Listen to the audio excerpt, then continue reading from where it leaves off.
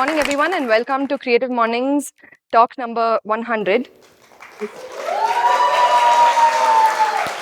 Thank you. So, for the occasion, we have a regular Creative Mornings, but this time it's a bit special because we have three of our former speakers on board to talk about the city. A little more on that in a bit. We see also a lot of Creative Mornings former speakers in the audience. Thank you for making it. We also have a special group of people from Chennai who is the Chennai Creative Mornings organizing team. So a Bangalore style welcome for the Chennai team. I know, we want to see you. Can you, the Chennai team, stand up? Yeah. Where's Vishwanath? Still on the way. Stuck in Bangalore traffic. Thanks, guys. Since we did the little game, I just want to show of hands of how many people are coming to Creative Mornings for the first time, please. Okay, so we'll just give a quick introduction of what Creative Mornings is. So as you can see, it's a free breakfast lecture series, and we have a theme every month that the headquarters gives us, and we sort of interpret the theme. There are over 240 chapters across the globe, and everyone follows the same theme. Just a little rewind, Vicky, you're here. Thanks for making it. Vikram Shenoy was the then host of Creative Mornings in 2013 when he decided that a community like this should be existing in the city. And it's thanks to him that the community has grown. You can see what you've done, Vicky. Thank you. This used to be the initial theme. And yeah, Teapoy is a media production house that has taken it forward. And we've been hosting since 2013. This is our 12th year in running and 100 talks. This is the lineup of speakers that we've had. We just wanted to sort of say thank you to everyone who's been a part of Creative Mornings. And, right from artists to researchers, from left to right wing, you name it, we've sort of covered a huge gamut. We've been, fortunate to have met all of the people that have been part of it. Just to recap a couple of talks we've done, we've played ancient board games. We've sorted out our inner dry waste collection center. We've understood the value of coffee that's grown without compromising the ecosystem. Across the border, we had a talk which was digitally, I think some of you were there for it. It was the Pakistani girls at dhabas that spoke to us, and we had our own dhaba set up right here in this space. So I thought it'd be nice to show all of you this. The reason we're all here today is because we're able to run it as a free event, thanks to all of our partners who've been on board for the last 100 talks. And this is all of them. We'd like to thank all our partners who've been part of the community. The partners for today, of course, we have a special connection with this building, especially the even-numbered floors of this building. So we started at the 4th floor, which is Samagata. We'd like to thank Deepa, Roshni, William, and Yogesh, who helped us do all of this yesterday and then set up even on this floor later. But Naresh allowed us to sort of spill over into this floor after the activity.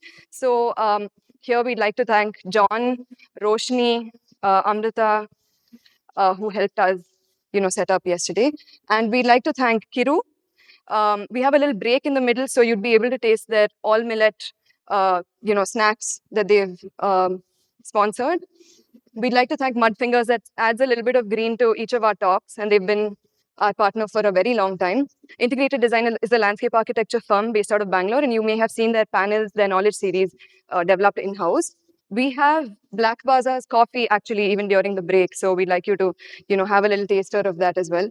Kabde does ancient games and brings back ancient traditional games to the fore. And I think Srirajni is here. Hi. And Buffalo Back is a farmers collective, kind enough to give us their cookies from a bakery that they have, which their women's collective runs. Adukle, I'm sure all of you must have tried their breakfast.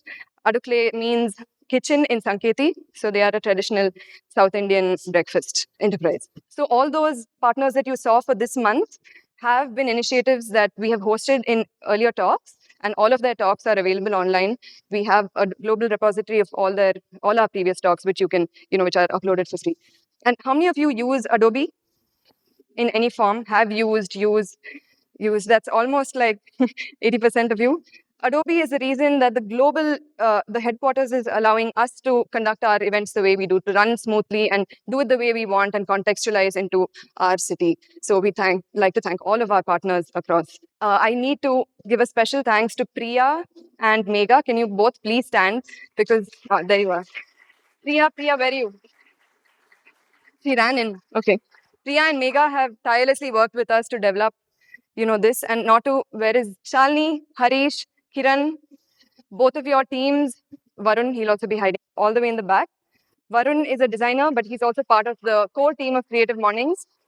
This month's theme happens to be parallel, which we're very fortunate to have because we wanted to draw parallels between three different people's former discussions, past and present, those kind of things. And I can't tell you how involved our speakers have been with us to make this happen. So they are speakers plus organizers, honestly, for this month's talk. I'd just like to introduce our speakers. We have Aliyeh Rizvi, who is a place-based storyteller and a history writer. She's authored a lot of books, which are specifically documenting family legacies of the city. And her academic engagements, of course, you can see them here. The memory mapping exercises that she's done with her students, we've sort of put that up for you to see. You're free to do that during the break in the middle.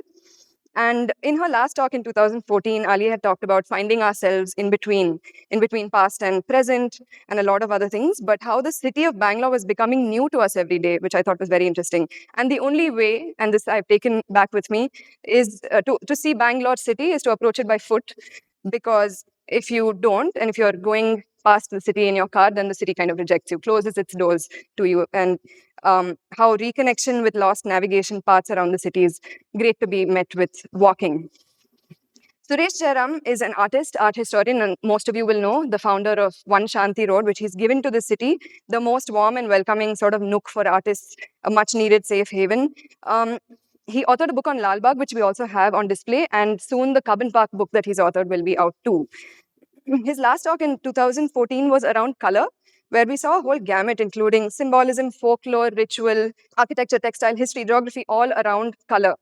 And this talk too is available online. In an hour, we sort of toured the length of the country with the lens of color through his talk. Ranganath Krishnamani is the founder of Liquid Ink Studio and is a multidisciplinary designer working at the intersection of art and technology. And the core of his work is in documenting the heritage. That's what he loves to do, because this is the city where he was born and raised. In 2017, he spoke to us about how the city will always be his primary subject and the people and places. He talked about the difference between looking versus seeing. I'm sure we'll hear more about that in his talk. But his opening line at his earlier talk was, "I was born and raised in Bangalore," which makes me 100% Bangalorean. So we have two talks, one by Ali and one by Suresh after, which will follow. After that, we will come back for Ranganath's talk. And after that, we're going to open it up as a panel discussion between the three of them, where they will be able to interact with you. I am so happy and excited, finally, Ali, to welcome you up on stage as our first speaker.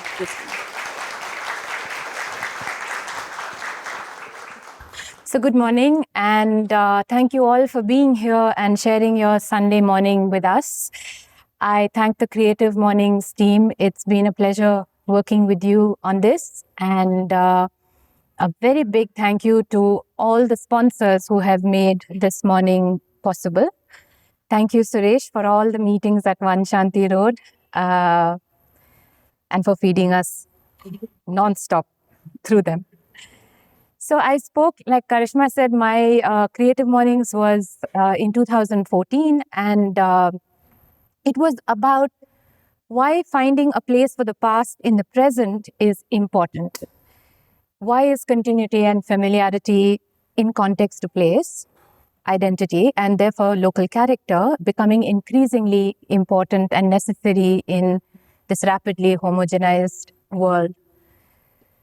I can say more about that, but in the best interest of time, what I'm going to say right now is that since then, I have gone on to work on finding ways to make the past relevant to the present.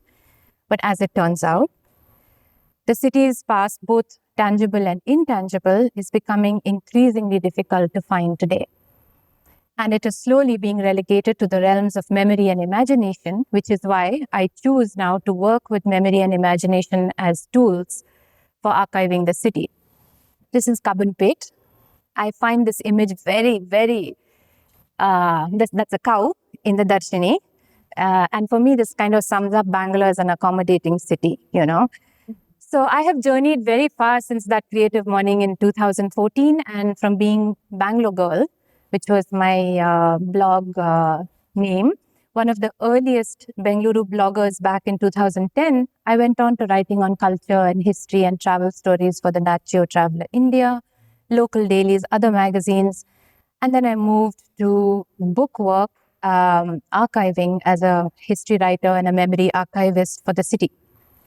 My work is now located at the intersection of history, environmental psychology, and cultural geography. So rather than focusing on just the objective features of the city, it explores the subjective and often unconscious ways in which individuals interact with, experience, and interpret their surroundings. Simply put, how does our brain perceive its immediate environment? That's the city. And what is our emotional relationship with it? We don't realize it, but our responses, our relationship with place is completely emotional. So, what is this phenomena of belonging, and how does our interaction with the city impact it? Why is it important to feel at home internally and externally?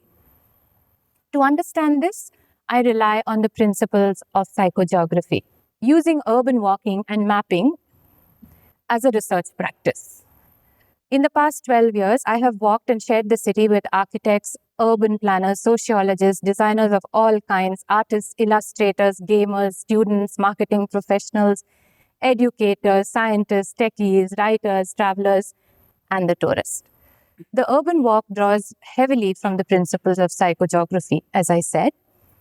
It encompasses a lot of loafing, my favorite words, loafing, loitering, lingering, and sutofying. Doing nothing and yet linking mind and feet. There's a lot we can miss about a place if we don't slow down or sit still. It just won't talk to you. In fact, people often tell me, oh, we did Paris this summer. And I'm like, but then what did Paris do to you? You have to come back changed by your experiences and your engagement with place.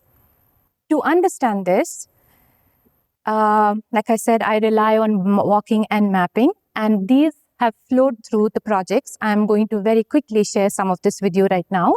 This is a book project that we did for the Bangalore Club, my first actually, so it's very special to me. And on the side, I have just listed all the things that I do in terms of commissioned projects. So that's memory archiving, oral histories, publication design, cultural documentation, editorial writing, collateral design, and site-specific pop-up interventions that we work with the government on creating place-based engagements so that we can build ownership and belonging and pride of place. These are some of the books that we have done. They're all over there for you to take a look at during the break. Family history. The subversion was also very special for me because it's the inaugural issue of the RVCA journal. It was a wonderful team that I had to work with in the editorial area as a guest editor. I'll tell you more about this later, but this, I think today, is the first of its kind that actually focuses only on Bangalore and city-based projects. And it became a wonderful archive of people and things that are happening in the city. So this is a lot of brand work that we also do, but it's telling brand stories and brand histories. That was a whole interesting box of Bangalore cookies that Bria was bringing out, and I wrote the text for that, and that was the packaging that their design team did. A different collateral, that's a calendar on the city. This is the story of Higginbottoms, which is in the store right now, and various other pop-up interventions as well. A very interesting historical site-specific wayfinding and signage system, which is at the KR Market metro station today. This is extremely dear to my heart because if you can see over there in the corner is a map of Bangalore from 1791.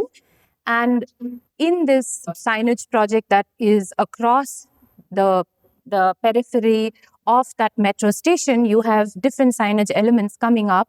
And what is really special about it is that there's all archival maps and photographs of the city from the British Library and other archives, which local people have never seen before. People on the ground have never engaged, right, with archives, with visuals of the city, with maps which show you place in a completely different manner. This is content development that I did with Flipkart. You find their footprints all across. So we did a walk for South Parade, for Cubbon Park, and for Lal Bagh as well. In my practice, this is the Art in Transit Chickpet mural art project at the metro station. There I worked with artists for a 3-month studio, and we looked at walking, at collecting impressions, at then translating that into artworks which tell stories of the Chickpet area. And that was then put onto walls. When this mural was coming up by Abhimanyu Gimire, we had everybody in the Chickpet area, BVK Iyengar Road, standing there, and they could identify themselves in, people on the wall, and they couldn't understand why they were important enough to be up there. The practice involves a lot of community and group work, and I do work also as a certified expressive arts therapist on individual sessions with people, on just working with, finding, like I said, strategies to locate yourself in the city from a therapeutic position, and seeing how you can find fulfillment and equilibrium in the middle of all this urban stress. This is a comic book walk, again, for Art in Transit, that I walked with a whole lot of comic book artists. I walked with gamers also. That map, which is up there, was part of a workshop with the Aravani Art Project, which looked at the trans women, one of them, Chandri, and her experience of the city. It's trauma-sensitive work, doing life mapping, and so using art as a soft opening or a window for deeper conversations is always much more effective than sitting and speaking about things you might not even be able to articulate. That's the outcome. With Chandri and Sadhana Prasad, who designed it, you see their murals everywhere across the country and elsewhere. This is part of the Chickpet metro station as well. It shows the walk of the Karaga from the temple to the Dargah. It's very interesting because sometimes when we stand there and we look at it, we see people come, they drop all their baggage, they prostrate on the ground in front of the mural, and then they walk on as well. I walk a lot with design students as well. So this is Urina Kathegalu, which was an exhibition from NID, the outcome of a walking studio with me. Lastly, I do these walks across in the middle of the night and elsewhere in the city. So this is the Nagarpet night walk. And this is just a very little bit about me that I think encompasses most of it. Now I am going to go into why I'm here this morning. And this is what I've been up to since that last Creative Morning. So I'm here right now with Suresh and Ranganath to reflect on the city and those who inhabit it. Who are we and how can we define our collective past to be able to discuss Bangalore's present and define or direct its future? To begin with, my Bengaluru, is a quirky city. For those who've just moved here, know that this is where you can get drenched in a downpour 1 minute, and as you turn the corner, you have bright sunshine. Like my cousin once said with great irritation, he said, "Hame barish mein bhig leko gaye, dhoop mein sukh leko aaye." And that, I think, happens to many of us here. We do insist on no by two, but we also very happily serve you over like dozens of rice bhats in different assorted flavors and colors. We speak with our hands a lot. An upright hum is a question. A kai stretched out is go to hell. And a vertically extended one, like Darth Vader, stops traffic. Okay? How do you tiffin? Often means hello. And we always want to know where you are put up. And the answer usually is on the backside of something. There are no T junctions in this city, as you may know. Everything is always a dead end right. Please note the hand points left. So no matter where you might be going. So we have rich subcultures. We have a vibrant street food culture, a unique stand and eat darshini culture, a pub rock culture, and obsess about the city's traffic and weather culture. And yes, Bangalore traffic city is a great excuse when late, but tell me, honestly, which city is not crammed at peak hour? And why do we have one person to a car or a cab? So we're also, I think, a cool, brainy city, a startup city, and we have a brain museum also to reinforce that. But that's my Bangalore. And Suresh, Ranganath and I, like I said, are here to share some aspects of a larger city identity that we've encountered in the process of our work. The first for me came up at the Bangalore Club Book, during the Bangalore Club Book, the Equestrian City. So in September 1918, a cavalry dinner at what was then the Bangalore United Services Club ended up being a riotous affair. Breakages from the party, broken glasses and bells were evaluated at a staggering sum of 675 rupees that the offenders had to pay. But this was not the first time. Several decades earlier, in the 1800s, a gathering of the 4th Hussars, that's Winston Churchill's regiment, another cavalry regiment, resulted in a curious mix of broken light fixtures, chairs, and cue sticks.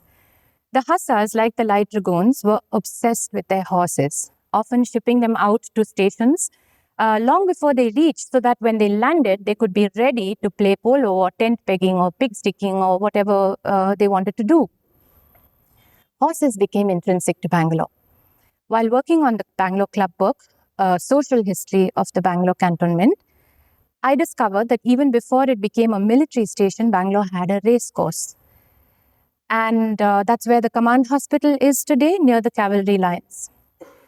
We also had several polo grounds on empty lake beds, a cavalry road, and an Arab lines on Hosur Road, where the Persian businessman and horse breeder Agha Ali Asgar of Ali Asgar Road stabled horses that were sold to the military.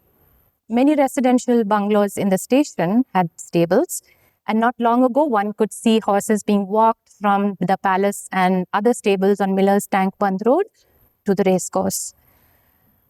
The Mysore Lancers, also known as the Maharaja's Imperial Service Lancers, who distinguished themselves at battlefields in Egypt, Mesopotamia, Syria, and Palestine, were part of the 15th Cavalry Brigade. And of course, Agha Ali Asgar's descendant, Fuad Mirza, an Asian Games double silver medalist in the individual and team eventing, is a proud Bangalorean. So undoubtedly, we love horsing around. But this is nothing new. Urban Bangalore, fortified 16th century market town, accommodated the presence of a very large-scale military presence, cavalry forces as well, the Maratha Savars. You know, back in the 1600s, when the city was given to as a jagir or a land holding to Shivaji Maharaj's father, Shahji Bhosle, by the Bijapur Sultan Ibrahim Adil Shah. Now, the presence of military in the city meant that there were two things that became very important again to Bangalore's identity, which was beer and bread. The Pete and the civil and military station, the CNM station as it was called, they sat side by side, but they were separated from each other culturally and were two entirely different administrative entities till they merged in 1949. So it's ironic that the boundaries of the garden city were also green. So they were separated by the Sampangi Kere, which means lake, and the Kaban Park. And many people never went across to explore the other side. People from the Kant side never went to the Pete side, and vice versa. The view of the Kant side, the military station where everyone now converges on Church Street, on the weekend was perceived as being inhabited by wild European soldiers, well-to-do Eurasians, and local Indian residents. South Parade, or what constitutes the central business district today, was the den of decadence. Its culture of beer brewing taverns, both for men and women. There was a beer cafe next to Nilgiris that served beer to only women back in the 1940s. The dance halls where brass bands played and people swung around and, you know, they danced the swing and the jive, perhaps gave rise to what would later become the pub city, India's pub city, the jazz yatra city, and of course, the rock city, Purple Haze, Tavern, Downtown, NASA, and so on. Of course, there were some breweries on the Pete boundary as well, and several of them were then brought together in the late 1800s by one Mr. Thomas Leishman of the Bangalore Brewery, who brought them together to become what was later called United Breweries. This early experience with fermentation, I think, is also part of that evolution into Bangalore being a biotechnology hub today. And the Condé Nast Traveler magazine refers to us now as the beer capital of India, with over 80 breweries that apparently serve over 1 million glasses a month. Beer had been brewed here since the 1800s, and it was also where English bread, really, really good bread, was baked for them with imported machines that arrived on ships in the 1800s. In fact, I have friends from the late 1990s, early 2000s who would come here and carry bread from Bangalore back in hand baggage, convinced that it was the best in the country. This then became a city of adapted bakeries. A lot of local bakeries came up with, little curry patta and some zira thrown in, and the spicy biscuits happened. And then we, of course, had the dil pasand and the dil khush and the eggless Iyengar bakeries and our veg puff, mutton puff, egg puff that then came about, So I'm not just going to share a quote for Daily Bread, whichever way you see it, that I came across while working on the Bangalore Club book. The Allen's Indian Mail 1868 grumbles and says, by the ship Art Union due here next month, the government are expecting 2 baking machines, one of 20 horsepower for the Madras bakery, the other of 15 horsepower for Bangalore.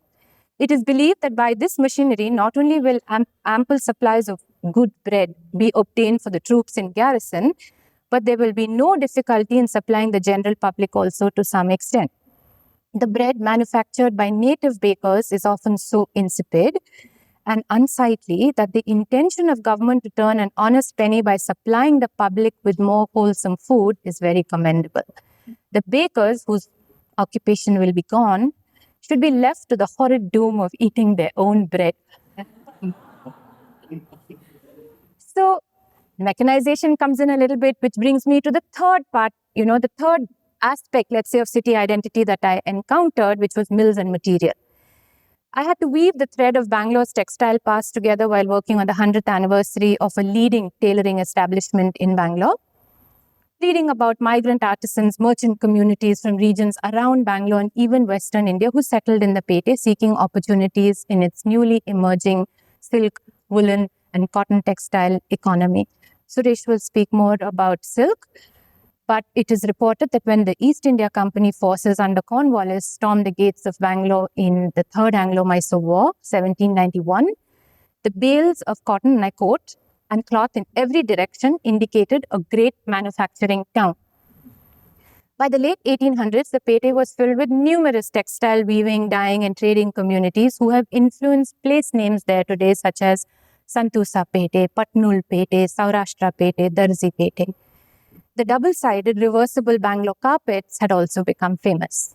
Convicts in the central jail were trained to weave them with Persian and Turkish designs that were then taken to England and sold for the equivalent of 12 rupees a yard. Now, during the American Civil War, that's 1861 to 1865, cotton supplies from the US had been cut off. British textile mills started to look to India and Egypt. And around this time, several medium and small-scale industries started to appear in Bangalore around the same period. Cotton mills, cotton gin, spinning units were set up, and Bangalore became a distributing center for the textile trade in South India. One name that would dominate the textile business and endures even today on MG Road is Binny & Co. This early industry, the availability of piped water that came in the late 1800s, the coming of electricity in the early 1900s, 1905 in Bangalore City. Please note that this is not Bangalore City as we know it today. It is city for old Bangaloreans and Cant. So 1905, city got electricity. 1908, it was the Cant. And the vision of the Mysore government for modernity moved us in the direction of industrialization, technical training, and then the setting up of the public sector industries that was but a few decades away.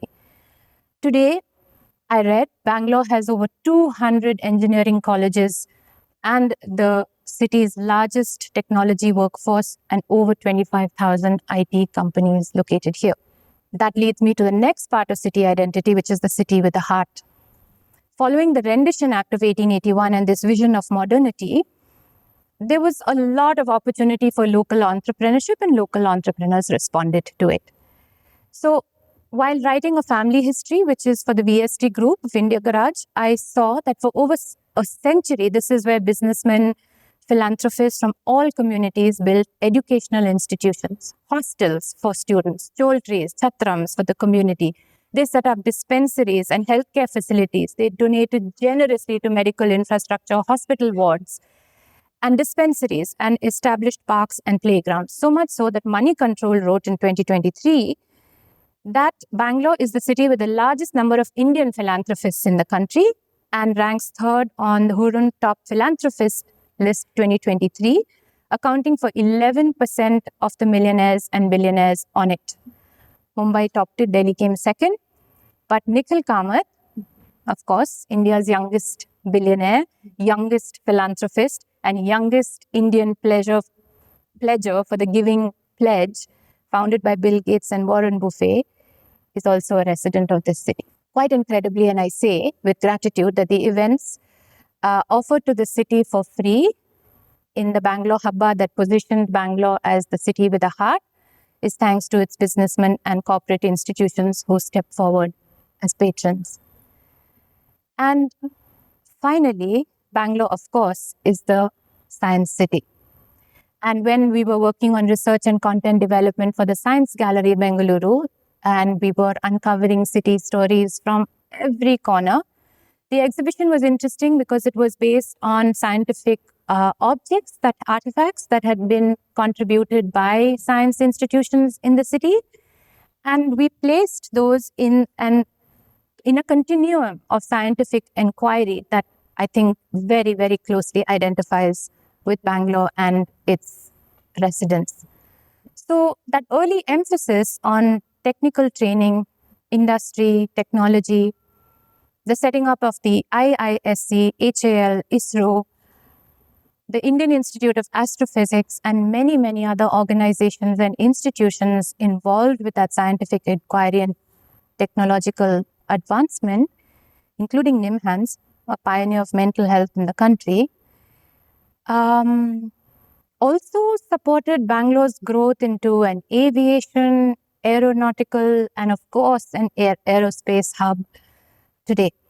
The growth of science and technology also impacted the city spatially. So if you really look at a map of the city today, you will see that the science hubs are more than not so towards the northwest in clusters around IISc, and the tech corridors and the tech parks and everything, the city grew and expanded towards the southeast as well. The rest are all, little pockets that came up later.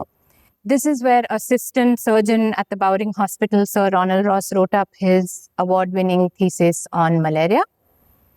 The Bangalore mosquito also helped found the Bangalore cantonment, as we know. So it's extremely important to research. And we have also virology, parasitology, so many things happening in the city here today. So Ross wrote up his Nobel Prize winning thesis. Central College was where Sir C.V. Raman announced for the first time his work on the scattering of light. Central College was a huge science hub and the gathering of minds at that point in time at the early part of the century. And I think countless scientists, too many to name today, embarked on pioneering work here, and they still do. Let's also remember that while the rest of the world was enjoying gunpowder in fireworks in the 18th century, we had designed the Mysore rocket here, becoming the pioneers of projectile technology in the world. Workshops in the old city in Taramandal Pete. There's still one signboard which says Taramandal Pete, named after the Milky Way galaxy, is where rockets from the workshops exploded in the sky and gave that area its name, Taramandal. So, needless to say, if we look at spatial memory as well, SP Road, which is where Taramandal Pete is and once was, is now a computers, accessories, peripherals market even today. And Bangalore has been a site of, I think, technological and scientific innovation for over 200 years. So to sum it up, I return to a curatorial strategy that we created for Subversion. That's there, the journal, the RVCA journal, that adopted as a content framework the early 16th century grid structures, the spatial arrangements of the Bangalore Pete. the military Kotte fort that perhaps today for me positions the city as a site of resistance. The Pete is now the global marketplace that we are for the world. And the nurturing, nourishing that the city offers its inhabitants is the flow of the Keres. And the Tota or the grove is where, because the city is where ideas are seeded and they grow, incubate as startups, and they ripen and they bear fruit. And these new meanings that has acquired for the city, in my from where I stand and where I see it, continues to define the city today. So, thank you very much for listening so beautifully, and I'm now going to give this space over to Suresh. Thank you. Namaskara. So, really surprised to see so many bright faces on a Sunday morning. The notion is Bangaloreans don't get up early in the morning, especially on Sunday. Possibly they go to the nearest darshini, have their breakfast and coffee, and get back to sleep. So, I don't think it is true. Thank you for being here, and thank you, Creative Mornings, for inviting us again. I think what I was wondering, what do I speak after Aliyeh has spoken so much? Yes.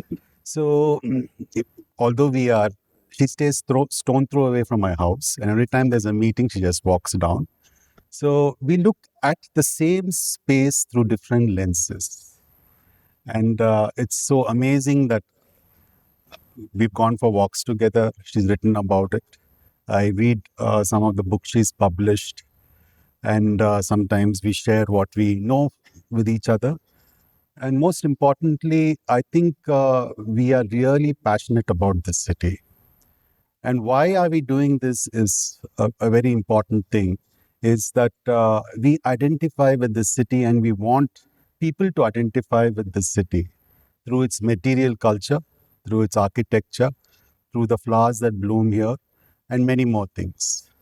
Whether it's scientific, technological, which you've already heard about, but also what it is to be a Bangalorean.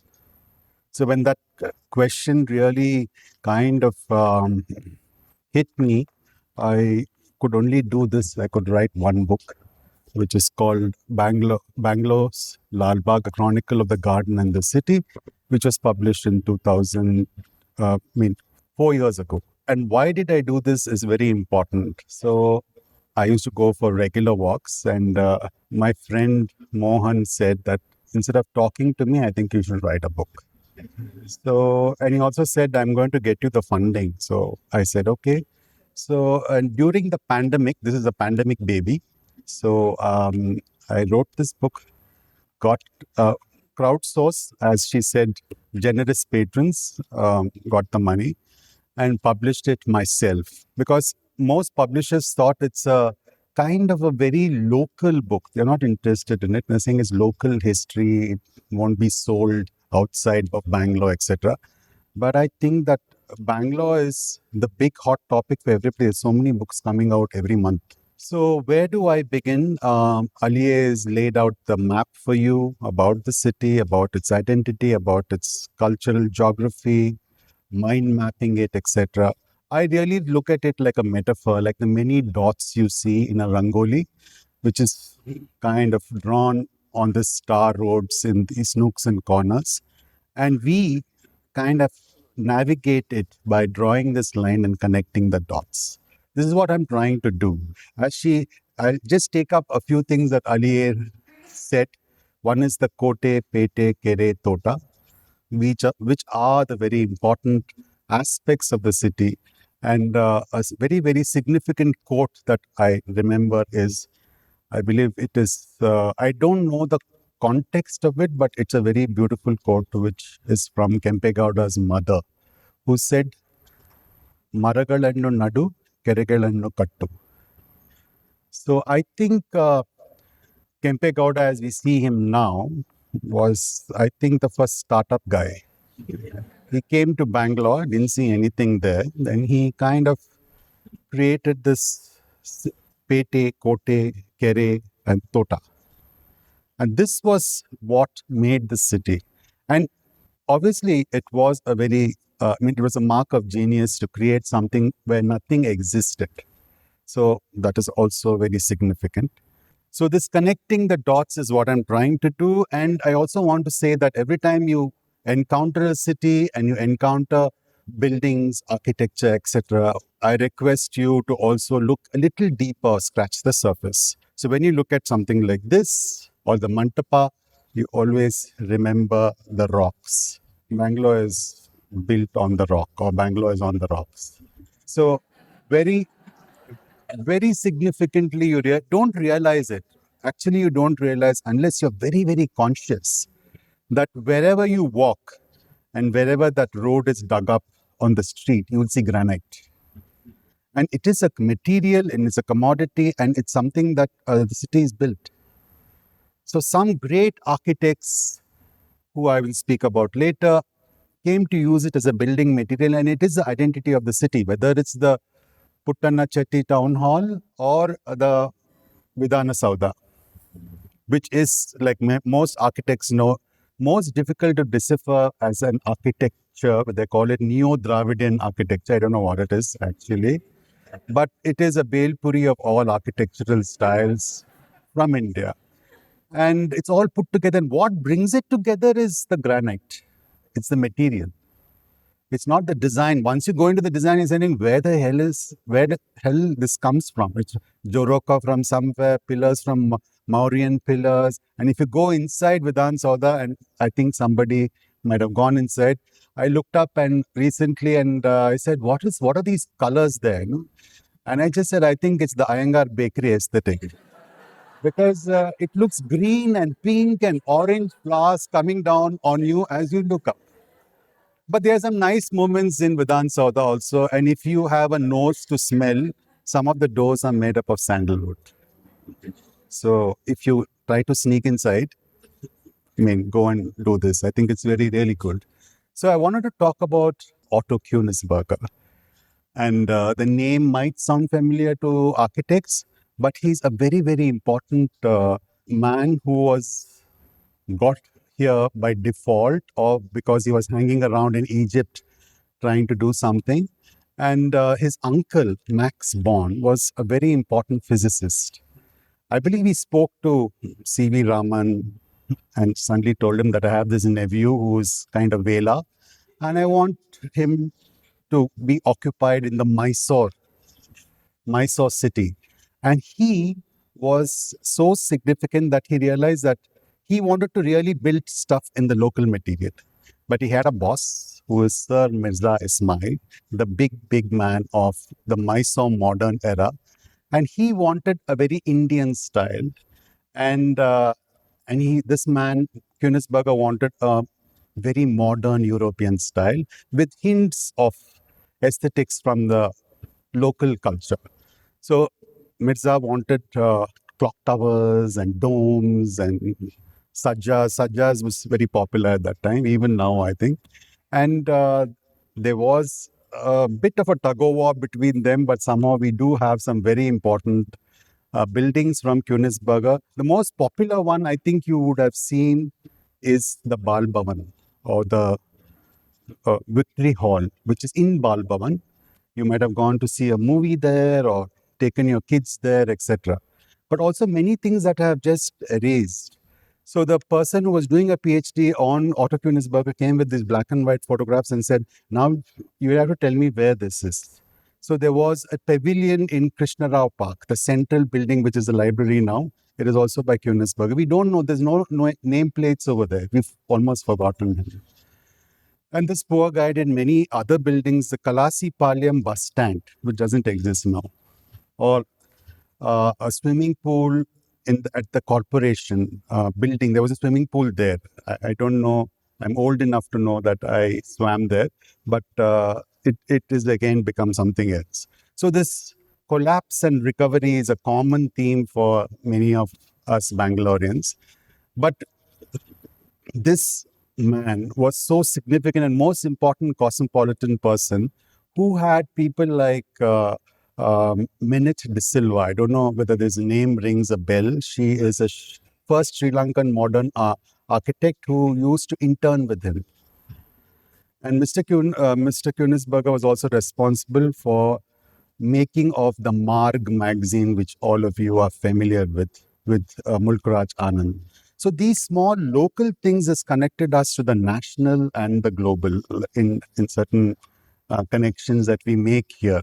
Bangalore was called the city of lakes, Kalyani Nagara.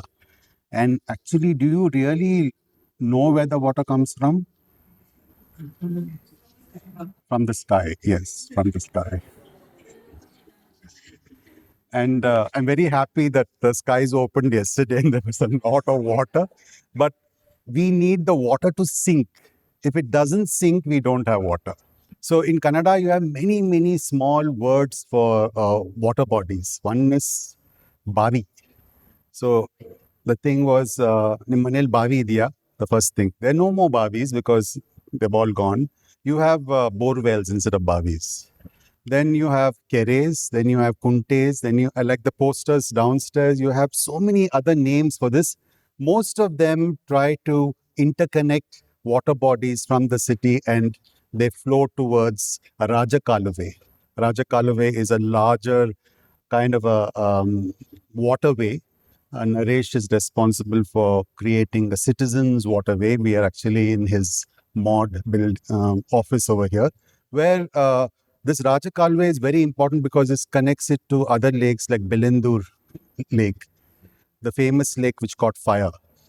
So we're also famous for these science fiction kind of situations where suddenly the lakes catch fire and everybody's very excited, or you see foam floating in the sky, and everybody's covered with some kind of a science fiction situation where foam is floating in from Belendur Lake. And when I told this to an artist friend who was visiting my studio, she made a short film about it. And she won an award for this very science fiction kind of urban situation where water and fire are part of our living existence. So our lakes have been drained, stadiums have come up. There were so many lakes, I can't mention them, but every time you see, whether it's Mud Tank, Sampangi, Ramnagara, Kere, which Aliyeh told us about, and so many other. Arkavati, where does Arkavati come from? You'll also know that it's supposed to emerge from Nandi Hills and suddenly disappears. I really don't know where it flows now. I'm sorry. But at the same time, there's an Arkavati layout that suddenly happened and disappeared also. Everybody went and bought sites in the Arkavati layout and they thought the water is going to flow there.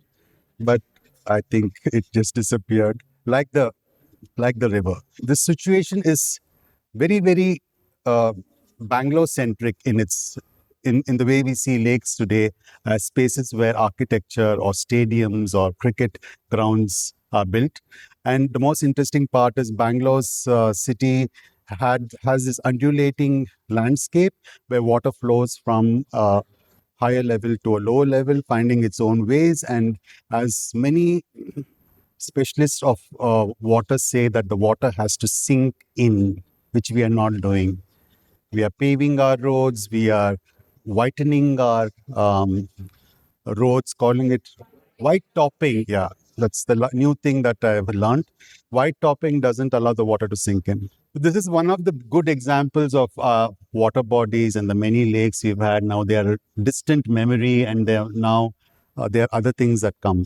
So water in the city is very, very significant, and without water, we know that Bangalore is going to be really, really difficult to live in. A favorite topic of mine, the Karaga temple, the Dharmaraya temple, and just adjoining it is the Mastan Sahib Dargah.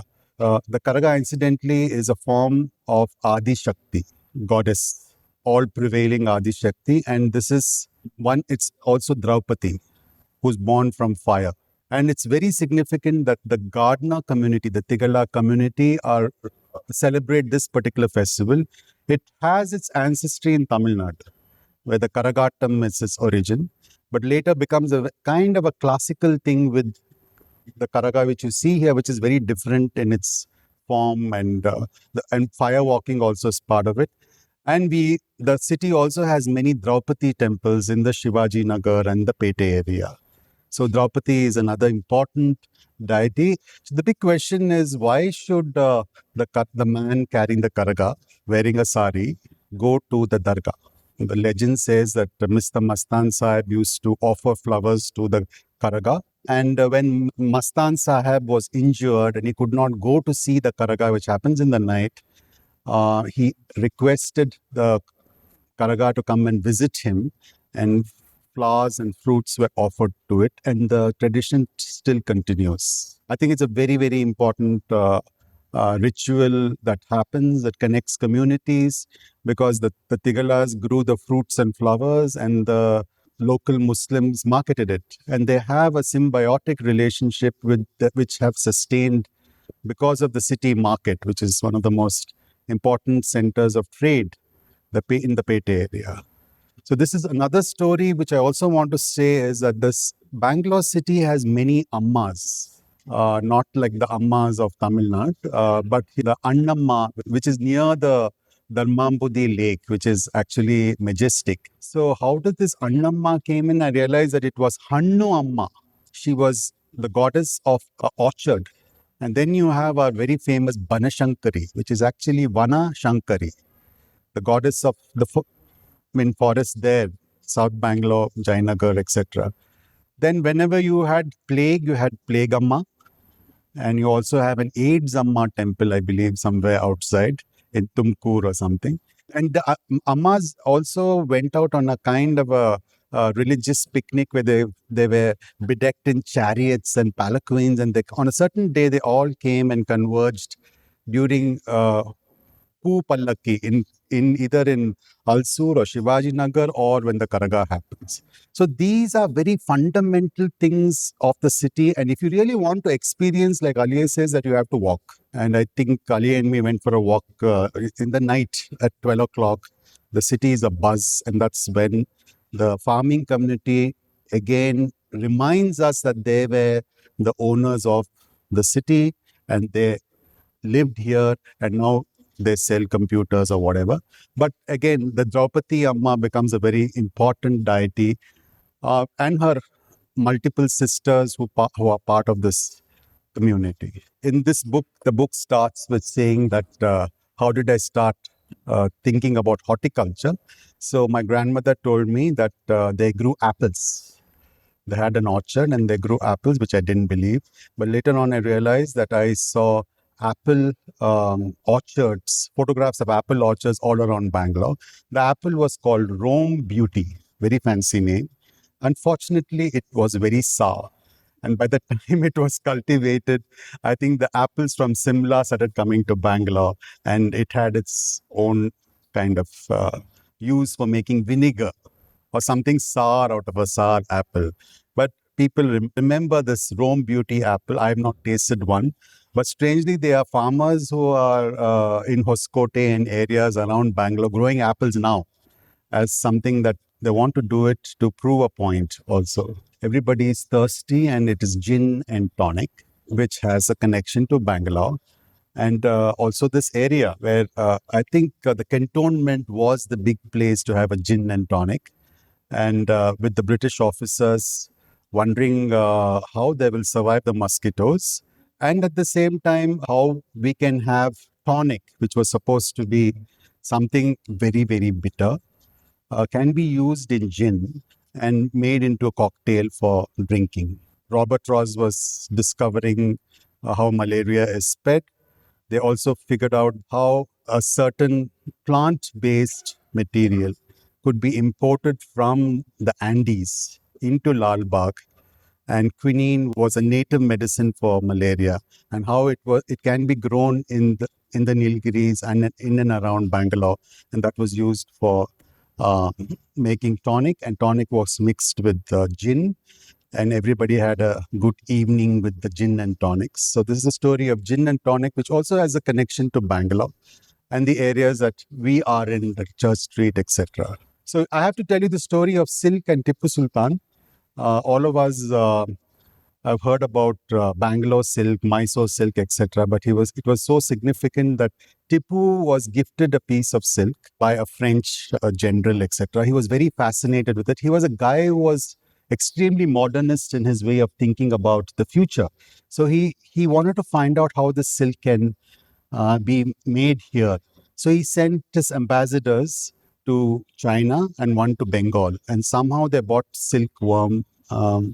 worms from there and cultivated mulberry leaves, which is again has a horticulture connection. And silk was kind of manufactured, and Tatas got interested in the silk. So you had a Tata silk farm somewhere near Chamrajpet. And now I don't think it exists. There are some flats or something like that. But this historical thing is significant. Without Tipu Sultan's interest in silk or growing mulberry leaves, what you see now, the biggest silk market is in Ramnagara, which is closer to Mysore. And Tipu not only had this fascination for silk, but also did a lot of botanical diplomacy, where he sent some of his ambassadors to France to bring in a lot of materials like porcelain, glass, etc., uh, into Karnataka. And with that, he also told somebody that he told Napoleon that he wanted a gardener who will come and grow all the plants and fruits which was grown in Napoleon's garden in Mysore, Ganjam, etc. We all know the story of Lal Bagh, and it's the basis of Tipu and Haidar's fascination for horticulture that we see this landscape changing, and the others who are responsible for this landscape have also been. I could mention one particular name. Most of them studied in Kew. The most important guys were Cameroon, who bought in Bengaluru. You know the Sosekai, right? It's called Coyote. And in Tamil, they say Bengaluru Katrika, which is not a Katrika, not a brinjal.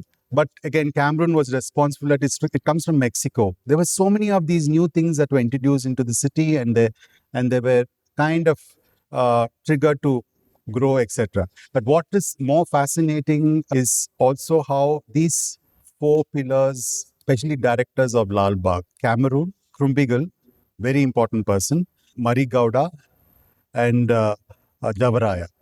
Javaraya first and Mari Gowda last. They all studied in Kew Garden, and Kew has a great connection in Bangalore. And if we see the diversity of flowers as we walk, we are indebted to them, because Krumbigal managed to create this amazing thing of curating nature by collecting a lot of different seeds and plants from all over the world, bringing it to Bangalore and cultivating them and nurturing them and growing them in a way which was called serial blossoming. So every season you had different kinds of flowers, and sometimes these flowers complemented each other because of their colors at a certain time in spring. And strangely, the spring is also the time when the Karaga happens, so which is an ancient kind of festival. So in the Karaga, sometimes they use plumerias, and gulmohars. Gulmohars are not native to Bangalore, but it's part of this, the color and celebrating it. And the Karaga originates in Cubbon Park. There is a Karaga the Kunte, which is a small water body where the Karaga has its first ritual bath and goes to the Sampangi Kere, which is the lake. There is no ritual of Karaga without the water.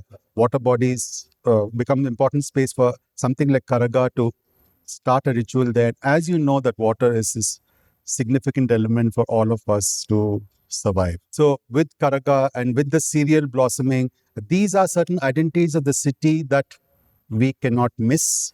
Other small things which I missed, one is the red buildings which you see in Cubbon Park. People call it Pompeian red, but we have to be grateful to Sankey, who built the Atara Kacheri and the museum, where he wanted a particular material which was like red oxide. Cheapest, easily, it could spread large areas, and he is the one who really made red oxide very, very popular. And if you go to Cubbon Park, the most striking thing you see is the red oxide buildings of the library against the green landscape. The axis of Cubbon Park, which is the Atara Kacheri, the High Court, and the museum.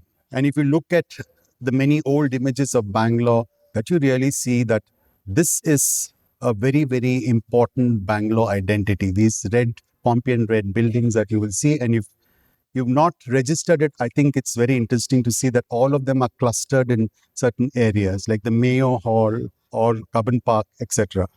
So these are the many identities that one could think of Bangalore through their material cultures, through their traditions, may be from the market gardeners, or from the Karaga festivals, or the many Devis.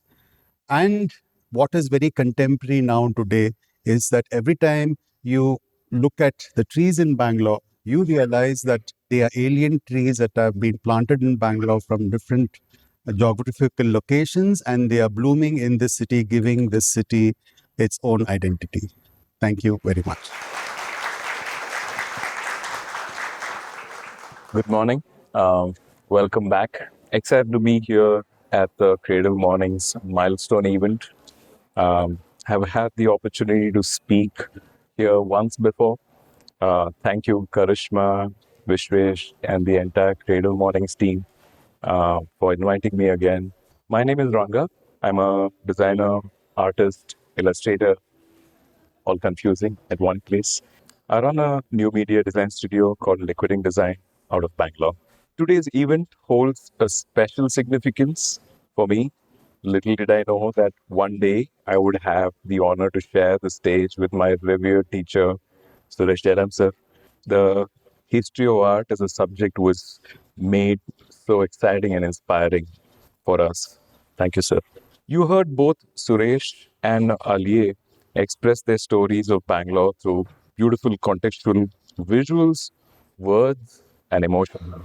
Whether it was beer, bands, stones, technology, textile, karaga, or even cinema, all of this left us feeling so enriched and nostalgic about our city. The layers they spoke of added that much more kind of nostalgia to it. My hope in the next 20 to 25 minutes will be to share my impressions of Bangalore, which I've captured over the years in the form of lines, dots, color swatches, pen tool, all infused with emotion. I might sound repetitive just after what Karishma mentioned, that I must confess I'm a staunch Bangalorean at heart and birth, which also means I love every bit of Bangalore just the way it is. Unfortunately, not the traffic for sure. A habit that I picked up from my art school days was drawing on sketchbook.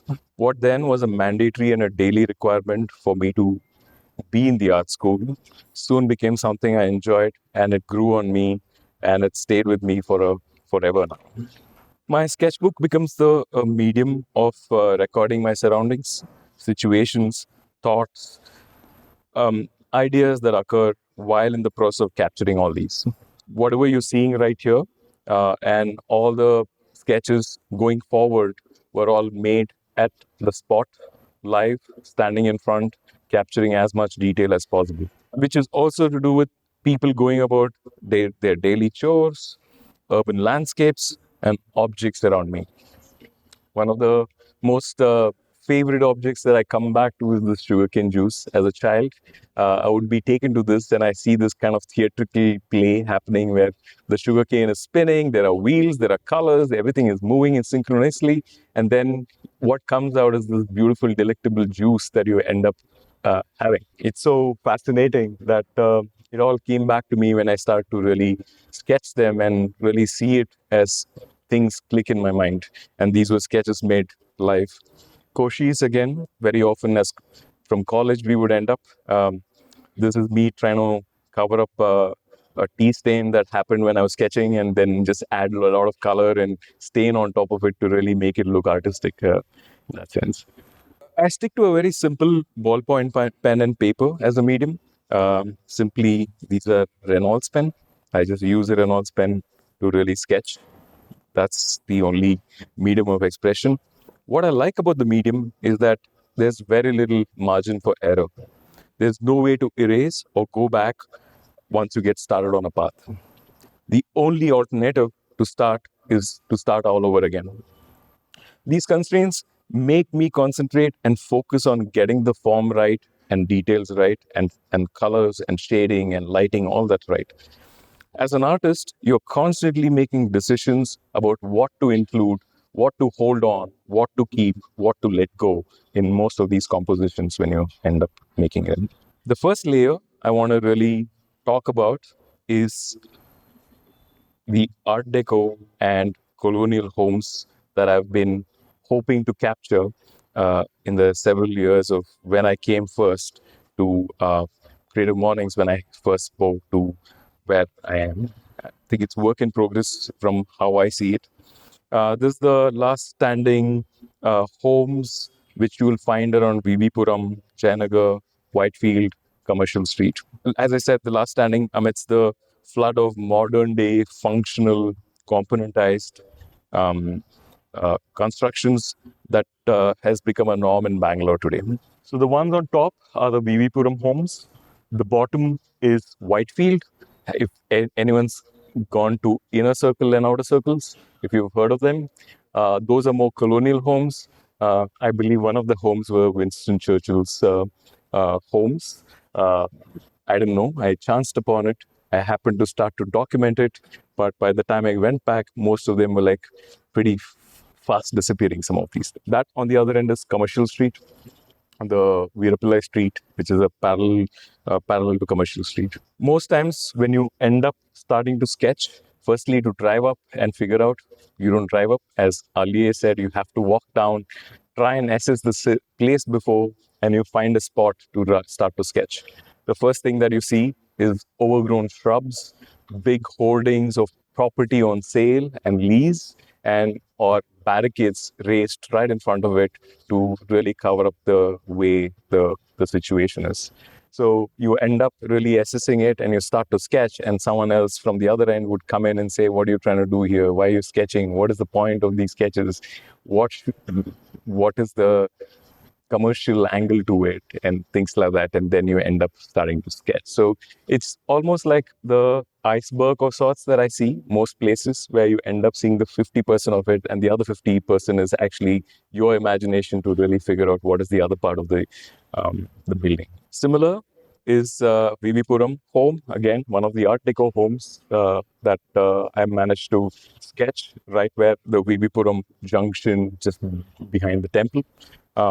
Again, one of the very busy streets, a lot of traffic going up and down. You have to shut off the noise inside, you have to shut off the noise outside, and then really focus on what you're trying to do. One may question, why is it that you have to really sketch there? Why can't you just take a picture and then go home and sketch? But as an artist, you really set up challenges for yourself. You want to try and see how you do with your hand-eye coordination. How do you train yourself to make these happen while things are happening around you? So you really build on focus and other things. The premise is what you keep, what you let go, because things are moving at a very fast pace, even though these are buildings that you're trying to really sketch, but there is so much more kind of ambience and environment that you're trying to capture to set up the scale, to set up all these variations, that you want to really include certain things and you want to let go of a few things.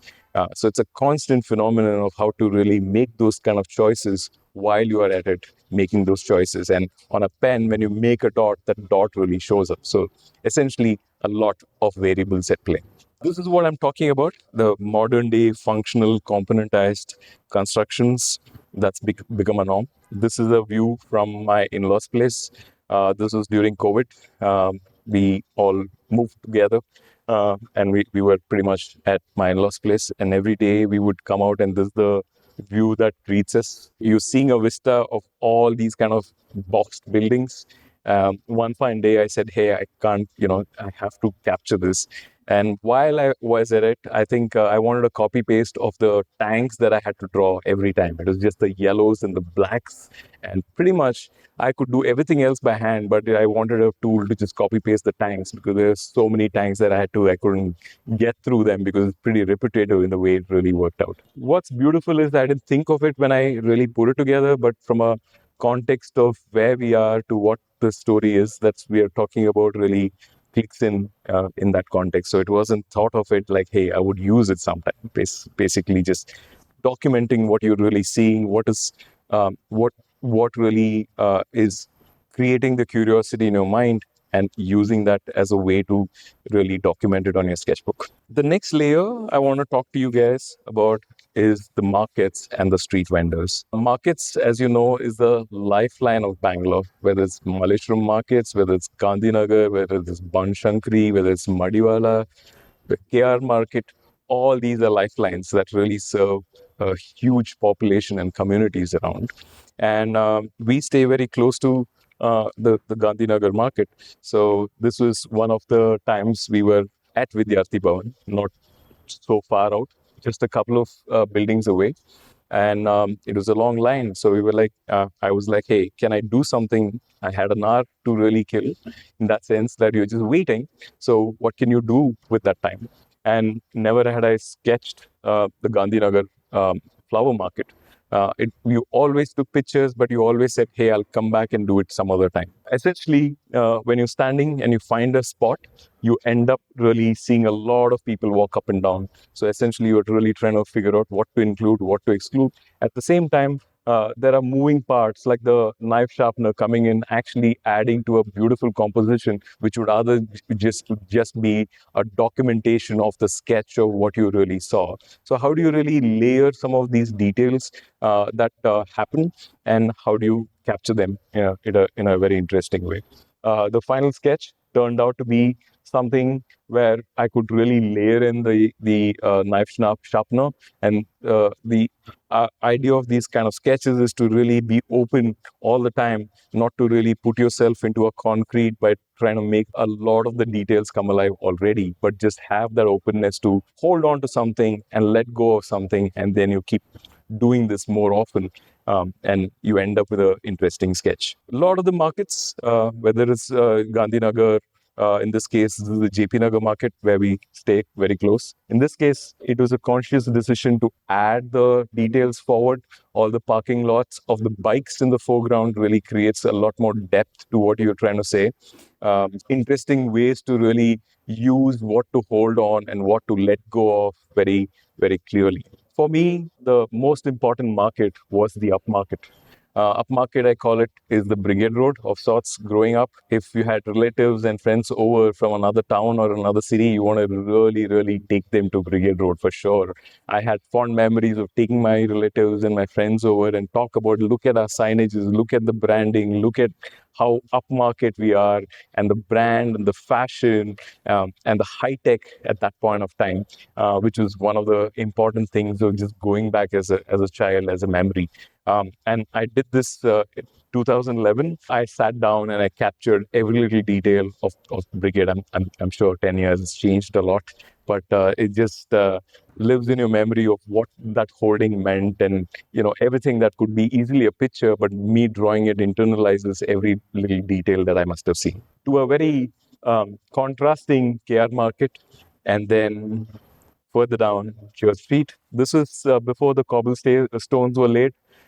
This was just when Coffee House had moved from MG Road to Church Street, right at the back. And we would spend a lot of time as students of art, coming to spend a lot of time here. Similar time frames, 2010, 2011, before cobblestones were laid. And I'm sure today you can't even recognize what it looks like as what it were. A lot of holdings, a lot of details. I think Blossom Books was there at that point. I'm not sure if it's still in the same premise. The markets does bring in a lot of interesting vendors.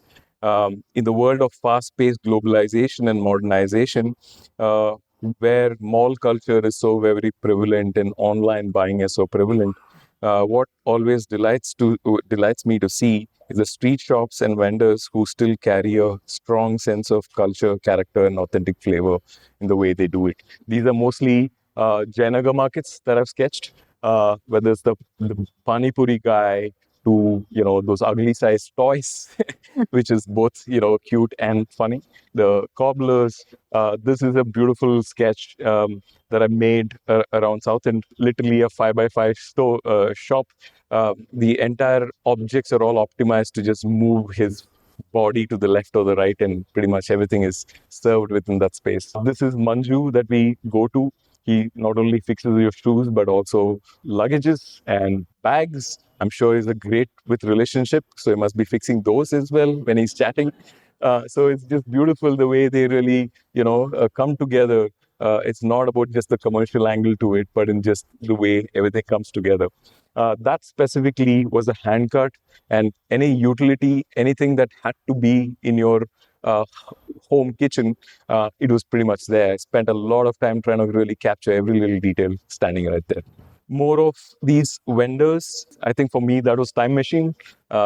Just a couple of years ago, when you know uh, time telling was going away, where people had uh, always like a beautiful kind of visual. I have some real visuals right after to show you what that looks like, so that you can understand the vantage point where I was and making these. The other interesting part are these bikes, these auto rickshaws.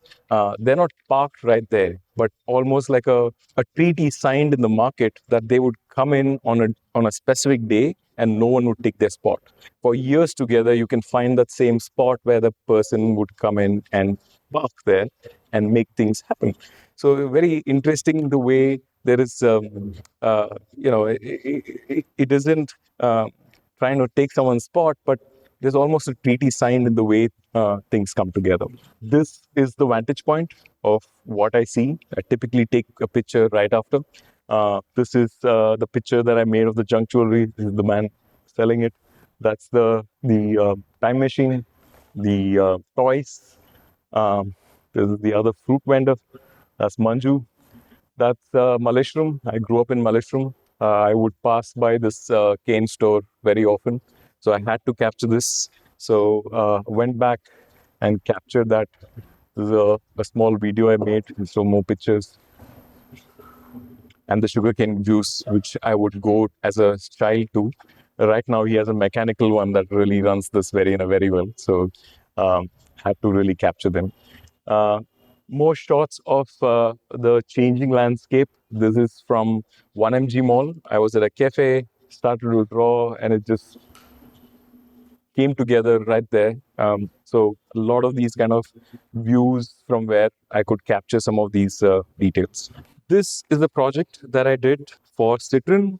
Citron was stepping foot into India, and they wanted to see how they could use this logo and pretty much talk to people and localize it to each city. And I was chosen for Bangalore, so we were 11 illustrators who came together. Each of us had to pick one city, and I came from Bangalore, so I ended up Bangalore. The keyword was futuristic. So that did have futurism, but then what is futurism without its past? So these were like initial sketches that I made.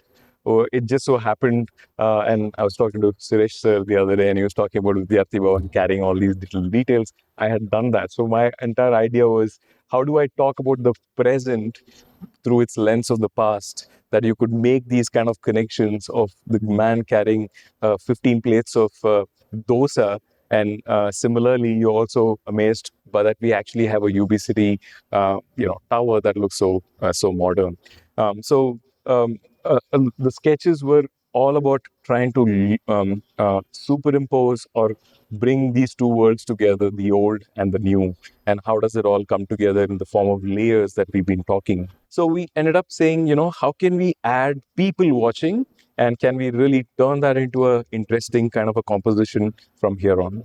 So the way it all came together was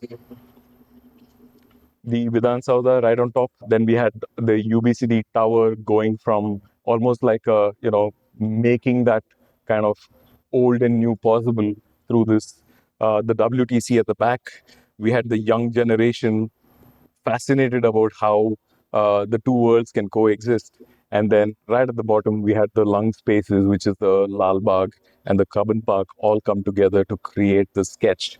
Right in the middle, which is the metro line that connects it, and the traffic, which I added some color to it, irrespective, to really make it really come alive. So when you animated it, this is how it all came together, which is I thought was an interesting one from a context of what we are really talking about today, which is the overlaying of the old and the new. How do we coexist? How does it all come together? These were other variations from other illustrators. This is for Chennai. This is for Kolkata, Delhi. I think the keywords are also mentioned: style, comfort, all 11 artworks together. The stories from different cities that really capture the imagination and brings back memories from illustrator's eye from that standpoint. The next layer I want to speak about is the popular landmarks, more colonial homes and colonial buildings that were built during the British time, and really stands out to be more not just an architectural wonder, but also exterior wise. There's so much detail going on. So for an artist, it's always an interesting space where you end up really standing in front and capturing as much detail as possible. From a series, I wasn't thinking of it that way, that I would actually go sketch every monument and every little detail. It's more about the challenge it brings, the local charm, the intricacy, and the challenge of just standing in front of a busy street and really capturing this right as you stand, and managing to capture as much detail and probably go home and add the last bit of detail later. NGMA, Central Library, some of these are really old. This is 2011. So a bit of a journey from where it was to what I've been doing over the few years. These are more recent.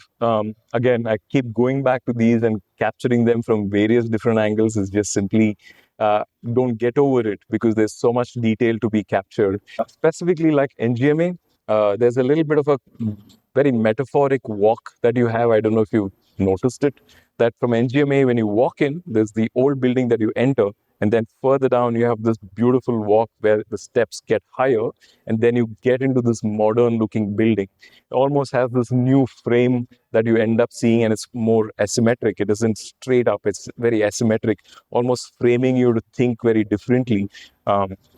It just happened when I was putting the sketch together that I could really bring back some of these memories that really bring some of these ideas together. The last layer that I want to talk to you guys about is the talkies, or the movie-going culture, which is so integral to Bangalore. This is celebrating the old world charm and the single-screen movie theaters of Bangalore that now live only in our memories. There are a few standing ones, but most of them are now gone away. The series captures the bygone era of rich, vibrant movie-going culture of Bangalore. Here are some of the theaters, the popular theaters that still continue to be known as landmark locations beyond their times. So people still say Nataraj Theatre Circle, whatever. Right? So essentially, they've still become landmarks that they've gone away, but people still call it by the cinemas that really stood there. The interesting part growing up in Bangalore was we had the Pete and we had the cantonment. And I think Aliyeh and Suresh sir did speak about it in a very detailed way. And growing up, you had all the regional movies, which is more linguistic to Kannada, Telugu, Tamil, played out in the Pete areas. And then if you want to catch any of the Hollywood movies, you would have to come to Cantonment area, which is the Brigade and the MG Road areas, to really make this happen. So it was meshing of these two worlds, and we saw it as a great space for these two worlds to coexist in a certain way. Grew up around Nataraj, so watched a lot of the Tamil movies, first day, first show sometimes. So these were pictures, and right now what it looks like, and this is my interpretation from what I could really think of. These were pictures made from online, maybe pictures when I actually went there to really take. But in general, this is more kind of nostalgic to what I wanted to really capture.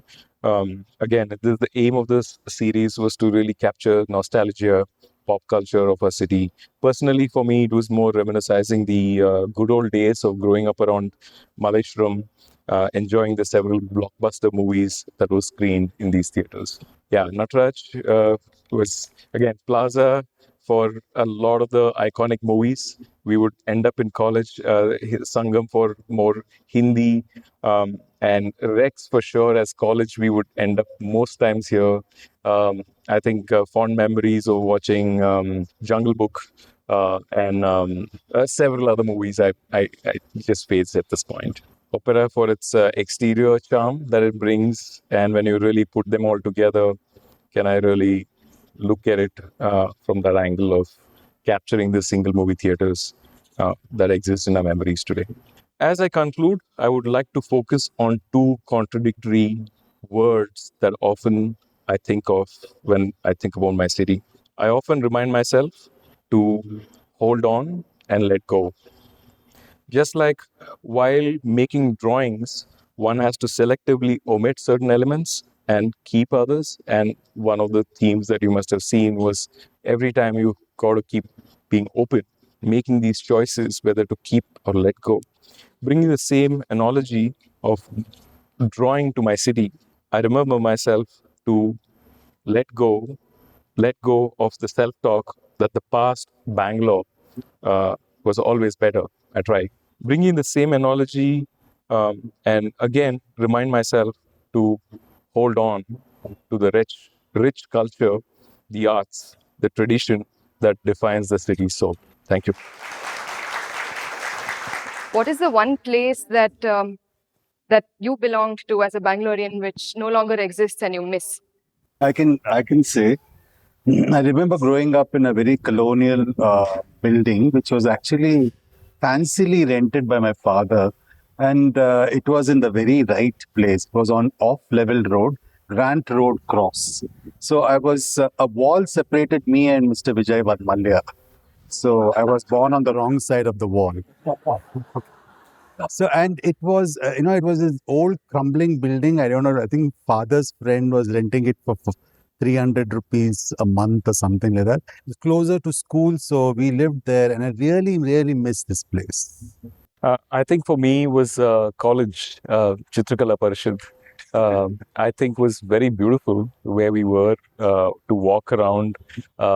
It's right in the middle of the Shivananda, the golf course. I think we moved from that spot to another spot altogether. But I think that was a beautiful, like, if you really look at bringing my children or friends over to say, hey, this is where I studied, I think it's just the gallery that's there, which has nothing to do with art anymore. And I think for me, it's the boulevard on MG Road that I used to go to as a child. And it had these lovely, colorful water fountains, that rippled down all the way from the top to the bottom. There was bougainvillea, if I can remember. And parents took children to walk there all the time. There is still a boulevard, but I don't really see people. There's still bougainvillea, but nobody uses that. Everybody walks below. And when you drove down MG Road without anything to break your view, that entire boulevard in the evening on the weekends used to be so beautiful. Hi, fascinating work. Like, really enjoyed all of it. I think my favorite part out of all of this was the stories, which are not as known. And I think, Aliyeh, inspired by you, I've been walking around the city quite a bit.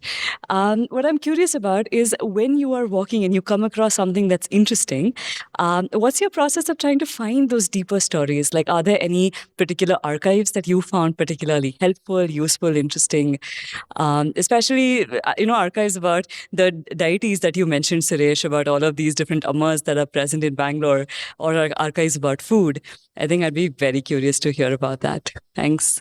See, the best archive are your own parents and grandparents and their family albums. And if you and make an effort to speak to them, that was an archive for me. And we all agree. I think all of us know that the archive situation in Bangalore is really bad. We don't have a place to go to get all this information. Each one of us have built our own archives, and sometimes we kind of have to ask each other for archival material, but it's all there. And you need to kind of make connections, draw parallels, and there is an archive which is like in Vidhan Sauda. You have to take permission, stand in a queue, then you are treated like fight with the police, then enter inside, and the first thing they'll ask you, PhD ಮಾಡ್ತಾ ಇದ್ದೀರಾ? And all that. So you might not be doing a PhD. I've never done a PhD, but they want a kind of people to go there. Extremely difficult, extremely problematic to access these kind of documents. But amazing information is coming out through individual archives, individual connections, like Deccan Traverses, a book that is by Dilip Dakuna, and a couple of others, Anuradha Mathur, and also many smaller books like the personal archives that Aliyeh is excavating through family albums and family stories, etc. So if you look at the Lal Bagh book, there is a lot of pictures of botanical drawings which are not accessible. Somehow I have to steal it from that archive and publish it. So you have to go through the back door, you have to access it. And there are a lot of friends here who who are very good at accessing archives from the world over, where there are images and text. Where a lot of images are being collated and put on blogs on Facebook. I think we are very, very grateful to them, where we can see and also figure out that somewhere information is coming in and it is accessible. I think that has to be archived. Yeah. So to just add to what Suresh is saying, once you've got past the police and you've got into the archives, you get a register, which is kind of like a little bit of a biscuit. You turn a page and it kind of breaks in your hand. And it's all handwritten, it's not digitized. And you have to sit with a notebook and you have to write down the name of each and every file that might have one line. That is what you need. And then you'll spend 3 hours, you'll go for lunch, you will come back, you will give that handwritten list with a letter. And then you will be told that you have to give 3 passport size photographs and a declaration and a confirmation letter, vouching for you from 3 prominent, I don't know what that means, prominent citizens in Bangalore.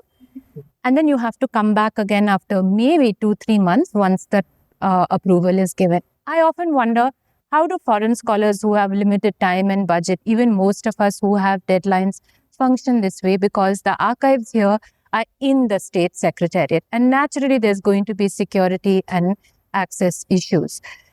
So for me, in the course of work, I find that the family histories, the social histories of the city are the actual archives, because families in Bangalore have tons of photographs and they have information. And one very quick example of this is the P.N. Rao book.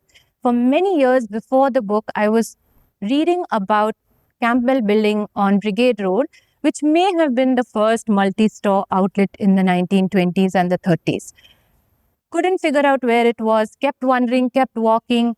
When we were working on that book and I was going through the title deeds of all the properties that they bought around the Brigade Road area, I find the title deed to Campbell Building, which turns out to be the old post office on Brigade Road, which was then separated into 2 and is now where the Van Heusen store is. And going past it for years, I didn't know that that was what Campbell Building once was. So with each old Bangalore family, there is a huge repository of information that like Suresh said, our uncles and aunts and our grandparents have, which is actually the story of the city. Anganath, what about you? Do you have a process where you sort of look back at history, or for you, is it more sensory and at the location that you're in? I think the second part is true. I don't look at so much of the history. It's more about what's in front of you, trying to really, you go past these either the buildings or whatever so many times that it makes a connection at some point and you just want to document that. So yeah, absolutely. I'll just make it quick. I want the answer from all 3 of you. What makes Bangalore so welcoming, so nurturing, as good as a mother's lap? Is there something you can attach to it culturally or historically, or it's just in the air and the water here? Thank you. One word is cosmopolitanism. I think all of us agree that the city has had a cosmopolitanism that has historically brought in not only a botanical cosmopolitanism, but also the public sector cosmopolitanism, where because of the public sector, the ITIs, HMTs, and BEMILs, and NGEF, people from different parts of this country have come to Bangalore. Not to mention the weather, that is the last thing. But this city has been very welcome and open-hearted about uh, welcoming others and making them a part of Bangalore. There's also the textile cosmopolitanism of all the people who've come in, and essentially it has been a migrant city ever since urban Bangalore was laid out. I think building on Suresh and the weather, at one point I believe we were mild people because we had mild climate, and we were all, these are my personal theories. And I also felt that we were an accommodating city because to a large extent we live in bungalows. And I feel that growing up with space allows you to understand that you have more of what you have as against living in cramped environments where you struggle for every square foot area and you defend that square foot area.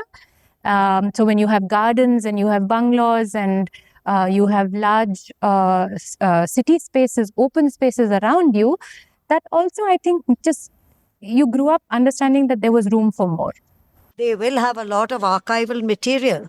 And I know the Mythic Society has been a source for some people.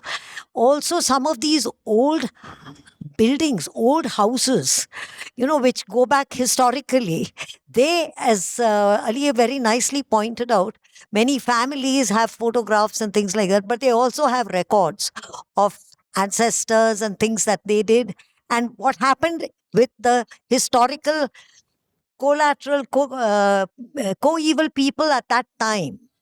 So those can also be very good archival sources.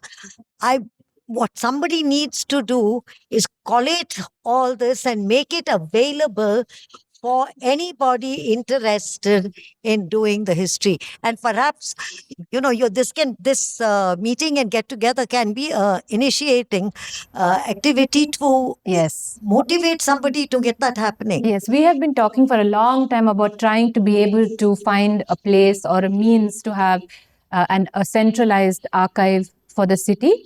But I just wanted to come back to your question and Ranganath's view of what makes it an accommodating city. I think as Suresh sir absolutely spoke about was the, being an accommodative city.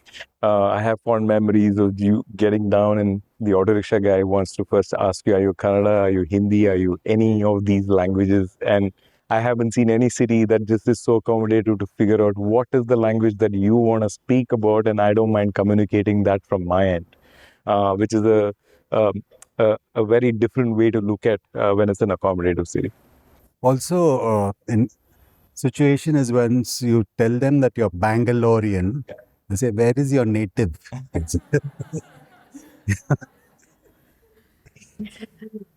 Vasanti? Yeah. Where are you put up? Thank you all. It was a really, really interesting morning. So just context, I'm a parent and I'm an educator. So one of the things that for me that was really, really special about Bangalore, because I grew up here, was my childhood in Bangalore. And from everything that you have all talked about, you keep reflecting back on, whether it's open spaces, whether it's, families, grandparents, there's a sense of what Bangalore means to us as a community.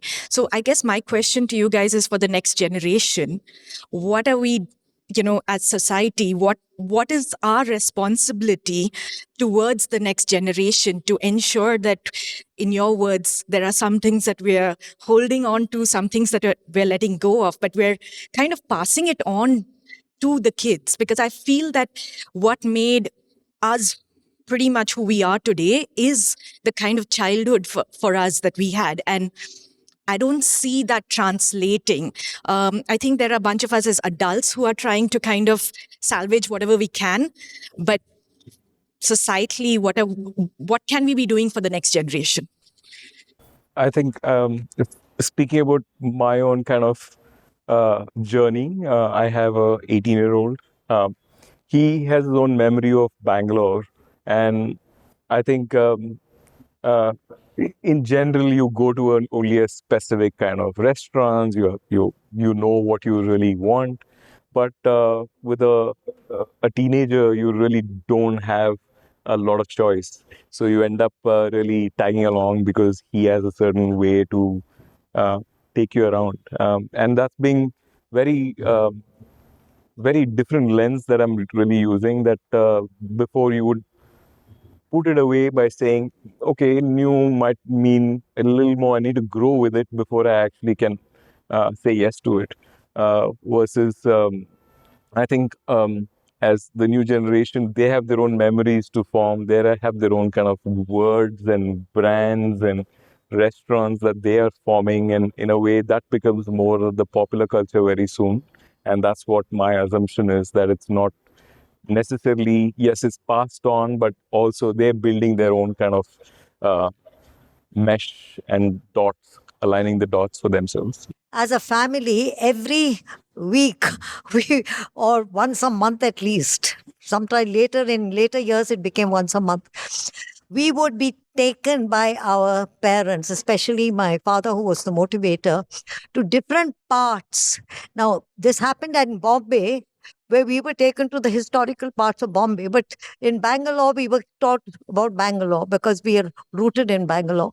And every different place, you'd be going to Tipu's fort. Yeah. Then all the old temples, Basavan Gudi, where did it come from? Why did it come there? Etc. Etc. Then, of course, Nandi Durg.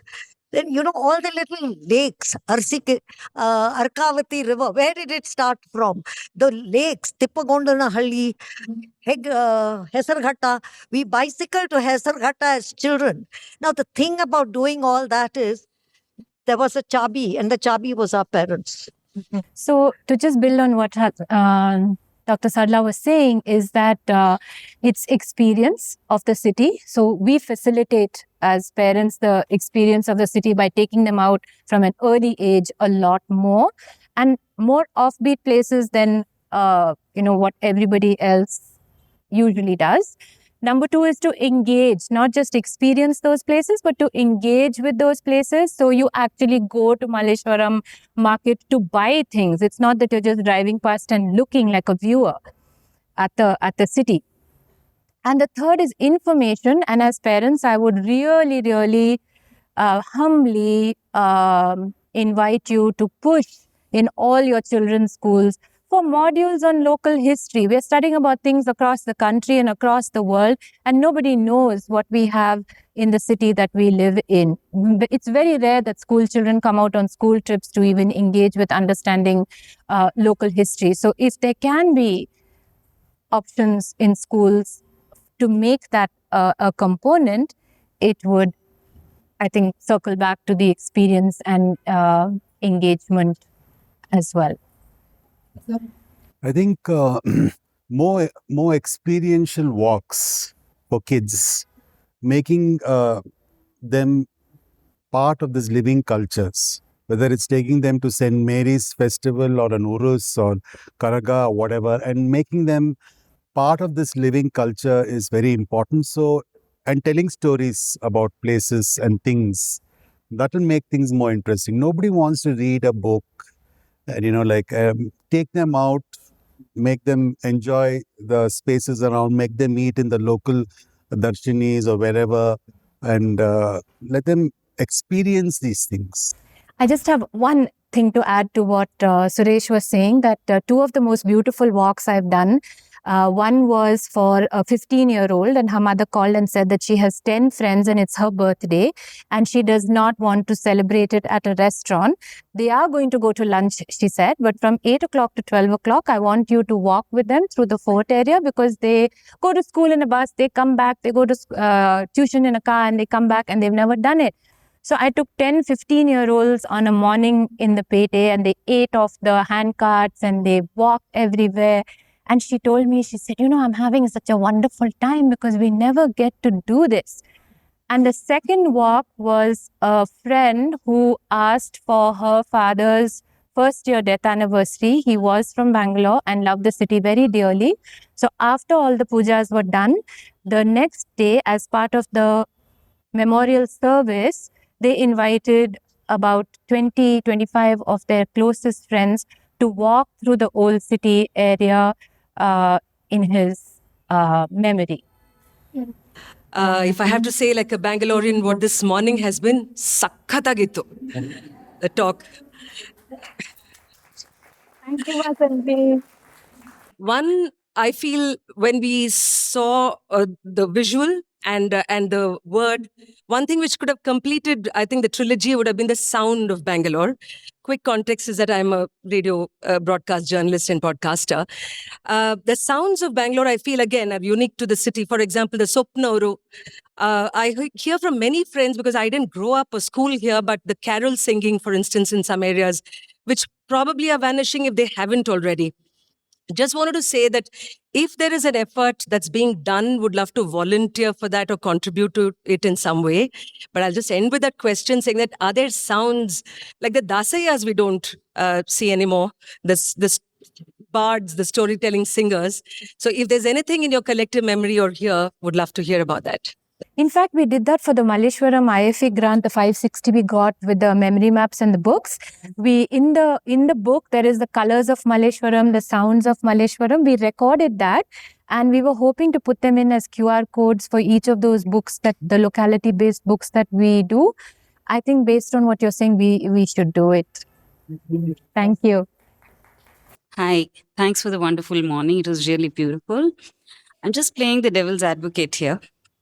So we're talking about memories, nostalgia, beautiful childhood, all of it. I also have been trying to do some bit from my side. But the constant question we keep getting is, what is it? Why there is always a conflict between, say you're going to the Petes and taking children for a walk.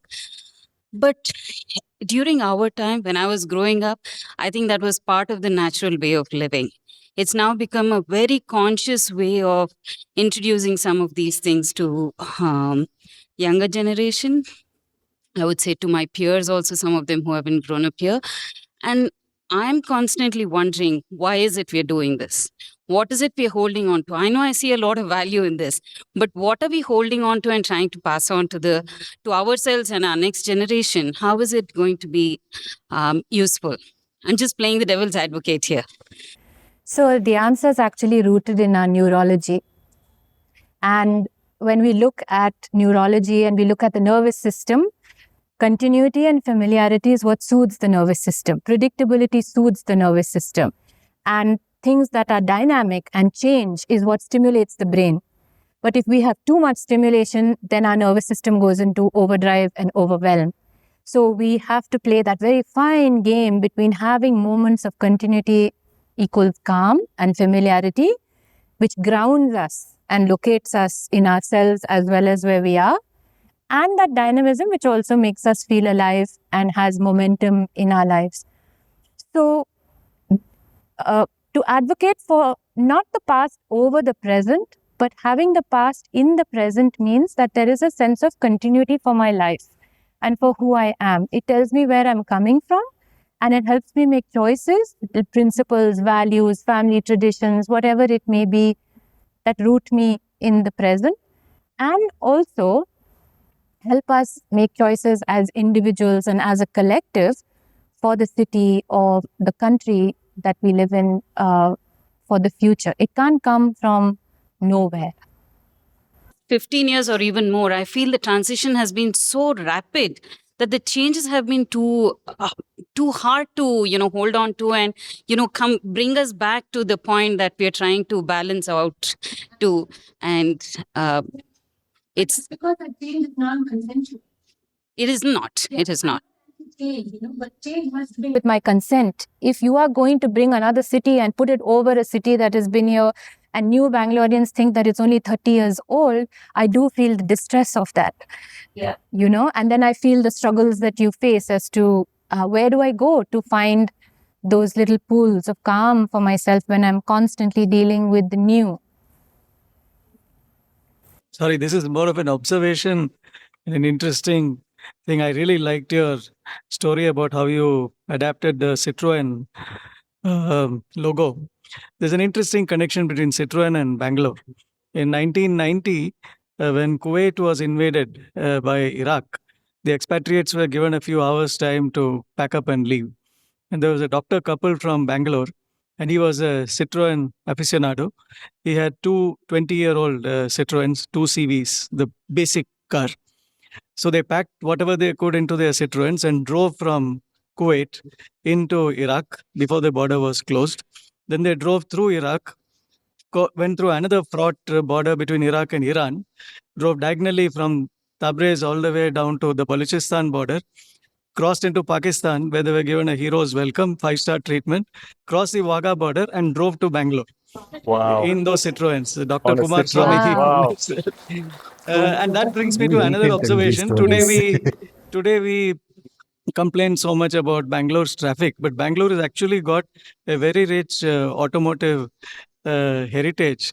And if anybody wants to document it, I'm very happy to volunteer.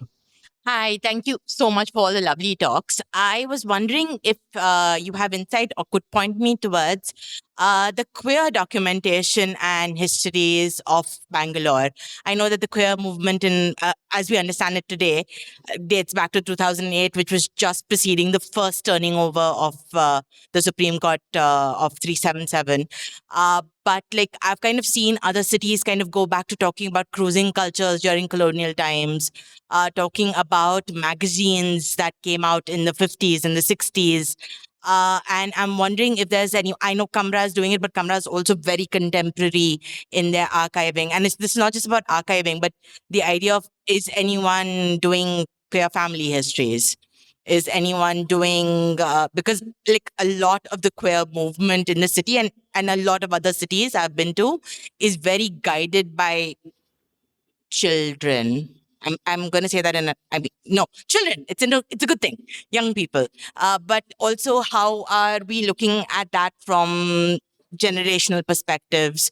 Is there any resource? Is there any person who I could go tap on?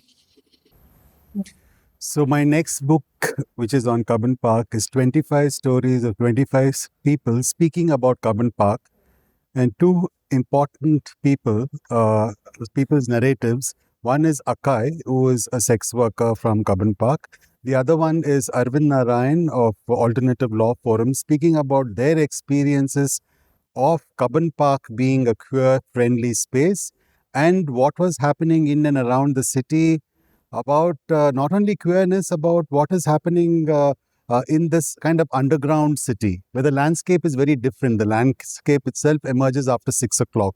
And when I took my class of history students into Cubbon Park at 6 in the evening, they said, shouldn't there be lights here? It's too dark. Then I said, then the sex workers cannot operate. But there are no lights now, and neither the sex workers in Cubbon Park. Everything is gentrified. So gentrification is part of the conflict and change that has become part of Bangalore's history and at the present.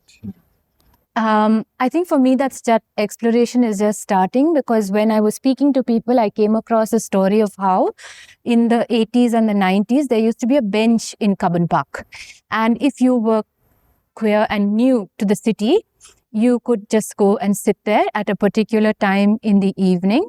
And anybody else who was coming in and just, sat next to you, you could strike up a connection, have a conversation, and then they would introduce you to the community in the city. That's how it was a window for entry.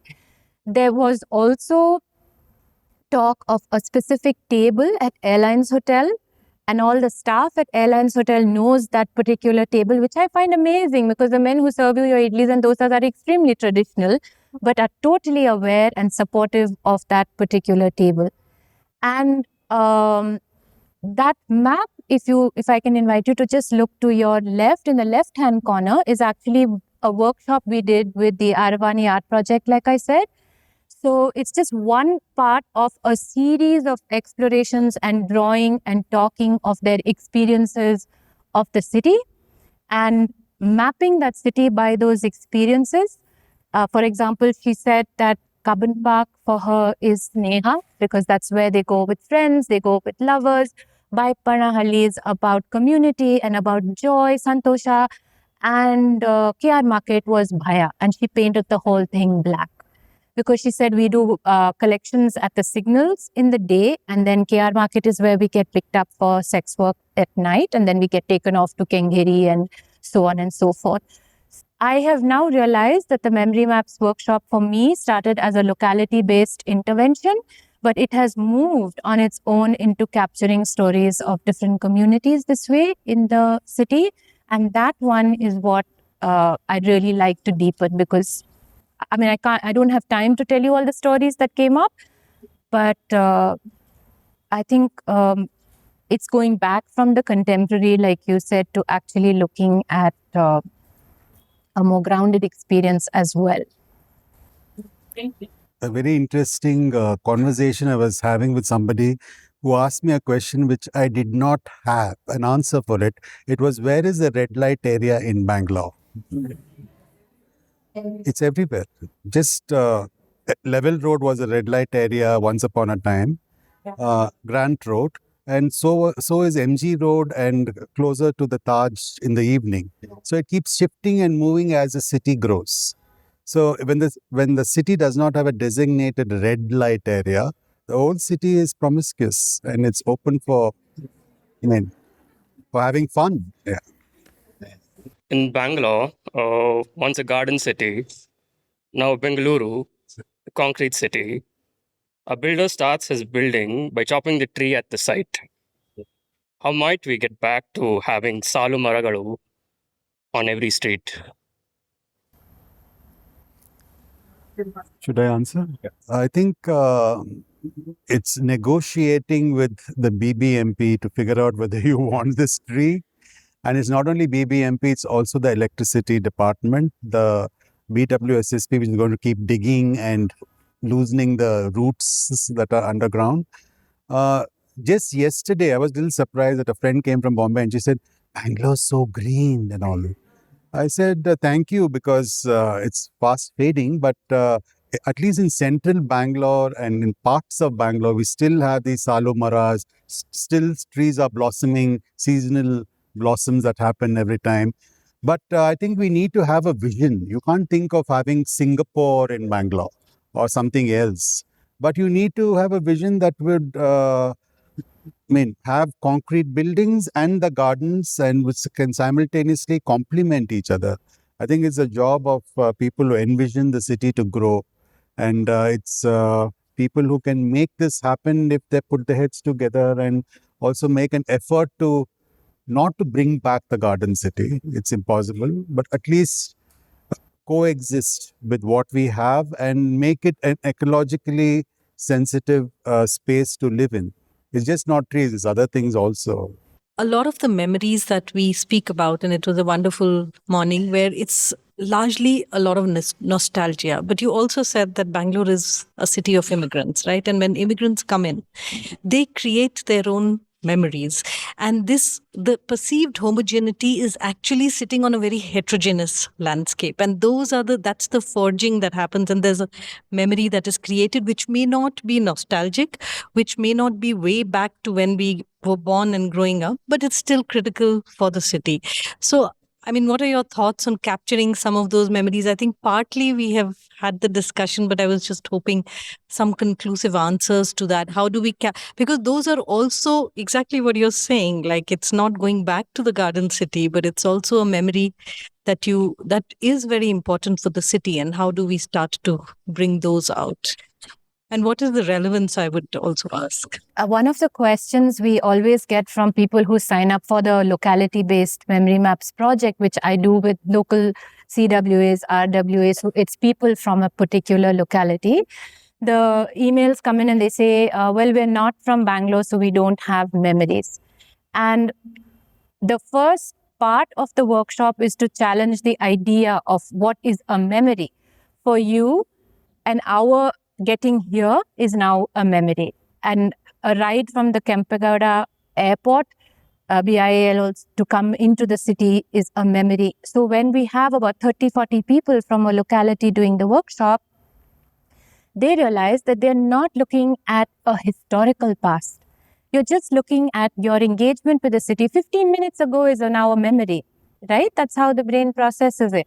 So if you look at those maps, that gray one over there is actually a map of civic engagement in Richmond Town.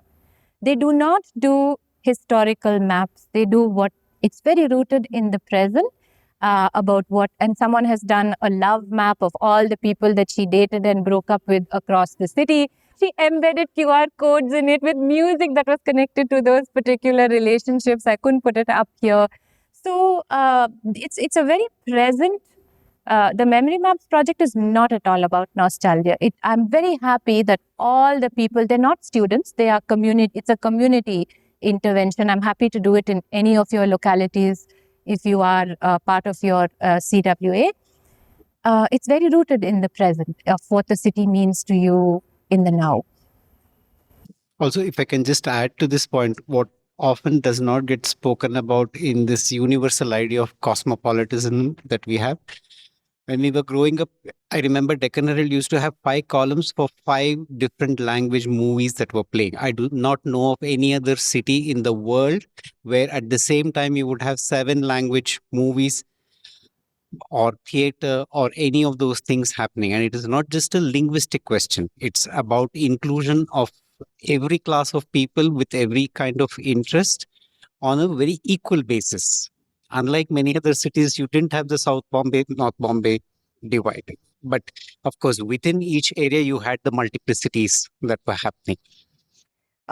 First of all, I'd like to thank the three of you. We have a little something to give you as a token of our gratitude for all of the time and effort you've put in. Suresh sir, you made us pause and wonder at, forgotten beauty of our city once again through the kind of stillness that One Shanti Road has, through laughter alongside a lot of warm pulao and palau and cool majge. Thank you for that, sir.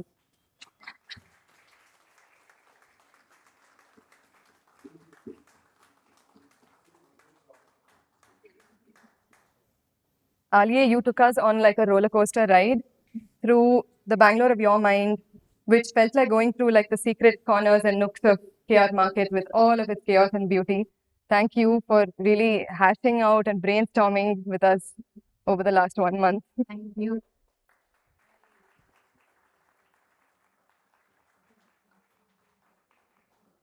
Rangnath, I think you helped all of us, and I think I speak for the audience as well, for all of us.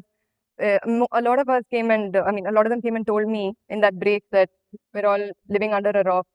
And I think this combination of the three of you and how you kind of put it into physicality and form for us really was a great takeaway. So thank you for kind of giving us hope that there is a way to hold on and let go and take things forward with our own perspective. Thank you, Rangnath.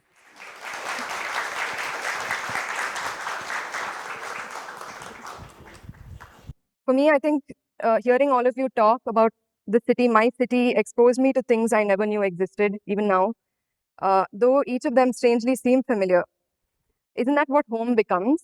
A place we miss when we're away and end up once again taking for granted once we're back. But one thing is for sure, return we always do. Also, we have the Chennai team who want to add in just a word.